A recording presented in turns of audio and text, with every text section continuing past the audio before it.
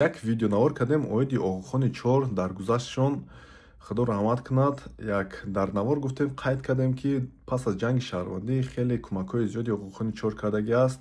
Пас бо гуфтем ки ана биноҳои ҳар гуна сохтагӣ аст, биноҳои донишгоҳҳо, мактабҳо, роҳҳо, ана больница ва ғайра.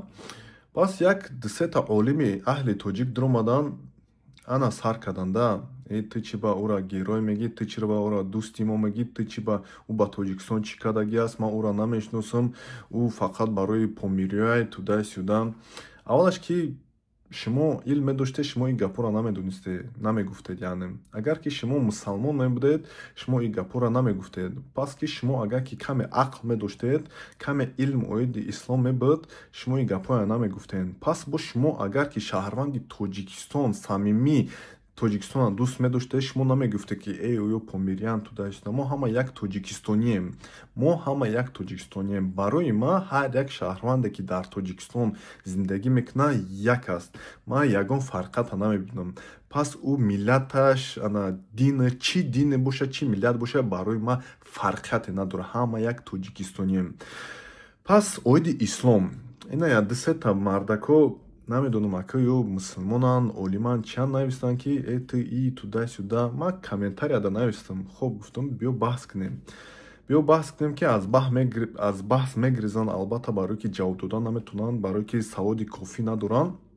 Ман худам ба шумо мефаҳмонам пайғамбар худованди карим чӣ гуфтагӣ оиди он нафароне ки як бунёд мекунад. Бунёди яъне больница, донишгоҳ, ҷоҳое ки ба мардума фоида меорад. Яке аз ҳадисҳо, когда человек умирает, его дела прекращаются, кроме 3: милостыня, приносящая постоянную пользу, полезные знания, оставленные им, и праведного ребенка, который молился за него. Яъне пас ки одам мемирад, се чиз дар дунё мемонад. Якумаш ӯ чизе ки дар ин дунё кард, масалан ягон чи сохтагӣ ҳаста, ягон чи бунёд кардагӣ ҳаста ки фоидаш пас аз мурданаш оварда мегирад. Ира садақаи ҷария меган арабу.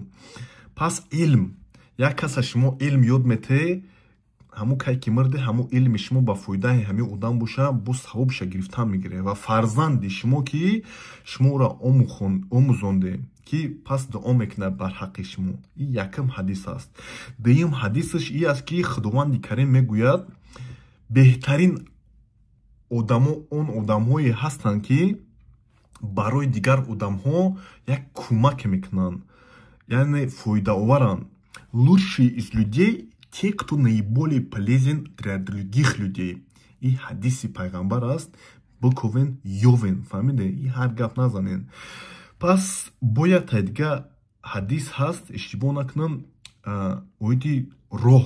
Масалан, ман дар ҳамон видео гуфтам ки оғухон роҳҳои зиёде сохтагӣ ҳаст, кӯпрукҳо сохтагӣ аст. Як ҳадис ҳам мегӯяд ки пайғамбар: кто уберет с дороги что-то, что мешает людям, тому это станет садақа, милостыня. Ман ҳамин кай ки кӯдак будам, бобои ман ёд дод, гуфт ки ҳамин дар роҳ ягон чӯби асоя диди, санги калона диди, исмонша. Яъне дар ҳамин роҳ рафтест, ягон чиза диди ки халал мерасона ба роҳгардии одамо, исмонша. роҳша тоза кун, савоб мегирӣ. Мефаҳмӣ бардоро? Як дига ҳадис оиди мачито.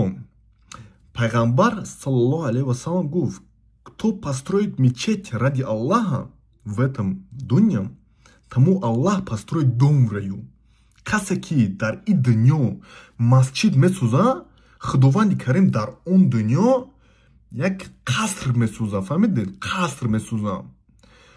барои ҳамин чӣ гуфтанӣ ҳастам, бардаро, кай ки шумо як каса мебинед ки барои одамо, одамизод ягон чи бунёд мекунад, ягон роҳ месозад, ягон больница, ягон ҷои донишҷӯӣ, ой бардора, шумо бояд донед ки ӯ одами як чихегон савобгар аст. Фаҳмидед бардоро? гапи пастбаландӣ назанед. Чи кофир аст, чи аст? Бародаро, дар ҳамон Тоҷикистон кофирое ҳастанд ки, мебахшед, кофирам нагум шуна, чиз одамое ки бедин ҳастанд, мерен бо ай ҳамуё шумо кӯмак чиз мекунед. Шумо Россия мерен, дар Россия кор мекунед, пули кофироя мегирен. Ҳамин чӣ дар кора ҳамин гапо? Ҳамин чӣ дар кора ҳамин гапо? Охи шумо Бадахшон меравед. Бадахшон и Тоҷикистон аст. ҳамун Бадахшон ки шумо рафтед, ҳамуҷа аз агон касал шудед дорухона меред ё ки балница меред, ки шуморо ёрдам мекуна? ҳамун пеши ҳамун духтуро меред, ҳамун духтуро ки ҳамун ба дастгирии Оғохон ҷур кардаги ҳастанд.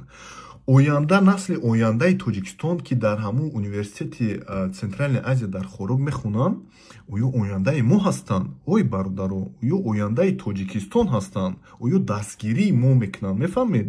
мо ки ҳозир оёро хеле гӯем пага, оё моро чӣ раҳмат мегӯянд? Ақл доре? Шумо на ай ислом ақл доре? Илм доре яъне? На аз ҷиҳати дунявӣ, фаҳмиде? Шумо сари майна хом шудагӣ, мефаҳмед? Исломам намефаҳмед. Пас ман дар ҳамун комментариҳо менависам, хоб мушкиле нест. Бед як баҳс кунем, барои ки как одам баҳс мекуна, як гапи сухани чӣ гӯм ҳақиқат пайдо мешавад, фаҳмиден? Аз баҳс шумо мегрезен, бародаро. Баҳс кунен, илтимос. ҳозир я навори бародари афғонистония тамошо кардам, ия мемонам ҳатман тамошо кунед. من پیروی مذهب اسماعیلیه نیستم. ایره پیش از پیش میگویم که نگویی که حالا قضاوت بیجای و نامنصفانه کرد. ایره از دید انسانی و وجدانی برات میگویم، امی آدم خوبی بود. بگو چرا؟ اینقدر خدمات عزیز زیاد است که از کجا شروع بکنم؟ در قدم اول اینمی بدخشان ما را به عنوان یک ولایت با سواد و با فرهنگ که میشناسند از برکت امی است. 5 ولسوالی بدخشان پیروی مذهب اسماعیلی است که در مذهب از اینا زن و مرد مساوی و برابر است. موسیقی حرام نیست، درس خواندن بیخی جبری است. یک قدر مردم خوب هستند. بدخشان نمینا آبرویش خریدن. و خدمت دیگرش به زبان فارسی در مذهب از اینا یک شعر فارسی خواندم، قصیده سرایی یک رکن عبادتشان است که چقدر به زبان فارسی خدمت میشه. برادر داج همین برادر افغانستانیان پیش از ویدیو نوار کردن آگاه کردست که هر گپش نزنید. نخود که ما در هر یک ویدیو نوار کردن یک آگاه کنیم که هر گپی بد نزنید. همون شیعه هست، سنی هست، شما در فرقش چیه؟ همون خدا همش حل میکنن. همون که میمره ҳамаш такя ба худо ҳамаш ришат мекунад. Барои мо муҳимш ҳамин аст ки чӣ одам кард, фаҳмидед? Чӣ мегӯянд, одама человека не судят по словам, судят по делу, фаҳмидед, бардор? Ҳамон чизе ки дар зиндагиш кардаги аст, чӣ хубие овардаги ба мардуми Тоҷикистона, ман ҳамеша қабул мекунам. Ира фикр кунед. Ассалому алайкум, зинда бошед.